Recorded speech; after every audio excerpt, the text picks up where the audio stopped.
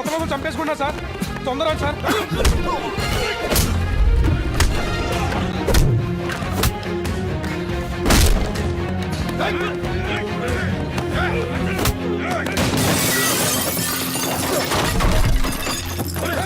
ASI గారికి phone చేసావా? చేశాను సార్, దారిలో ఉన్నారంట.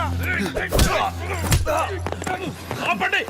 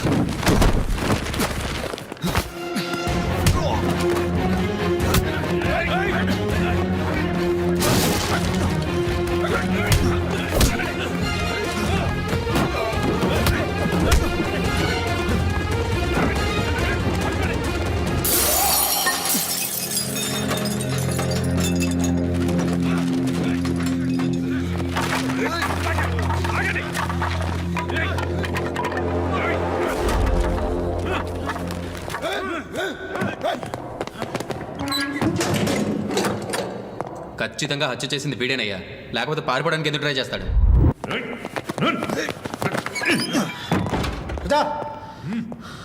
అబ్బా, ఆడు కొడితే మీ ముక్కు బయలింది.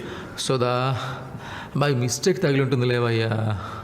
ఇంచు కూడా మిస్ అవ్వకుండా ఎగ్జాక్ట్గా కొట్టాడు సార్. అవునా సార్, అసలు విషయం అర్థమైందా సార్? ఏంటి? ఇద్దరికి ఒకళ్ళకొకళ్ళు ముందే తెలుసు. ఒకడంటే ఒకడికి పడదు కూడా. ఒకళ్ళంటే ఒకళ్ళకి పడదు.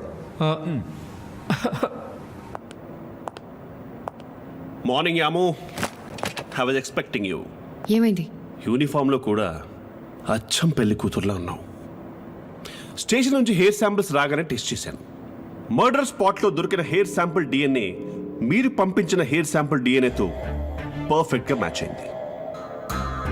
నేనే మీకు కాల్ చేసి కన్ఫర్మ్ చేద్దాం అనుకున్నాను, కానీ ఎలాగో ఫస్ట్ శాంపిల్తోనే తెలిపోయింది కదా అని జస్ట్ ఫార్మాలిటీ సేక్ రెండో శాంపిల్ డిఎన్ఏ కూడా టెస్ట్ చేశాను.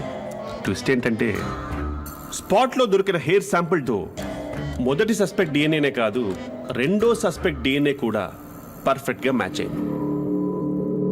సస్పెక్ట్ ఇద్దరా? అవును. ఇద్దరు అచ్చుగుద్దినట్టు ఒకేలా ఉన్నారా?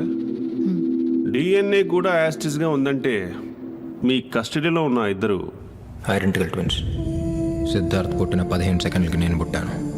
తండ్రి కొడుకుల డిఎన్ఏనే ఒకేలా ఉండదు, మరలాంటప్పుడు? కరెక్టే, తండ్రి కొడుకులే కాదు, నార్మల్ ట్విన్స్ అయినా సరే వాళ్ళ డిఎన్ఏలో వేరియేషన్ ఉంటుంది. బట్ ఐడెంటికల్ ట్విన్స్ ఒకే అండంలో ఫామ్ అయ్యే రెండు ప్రాణాలు.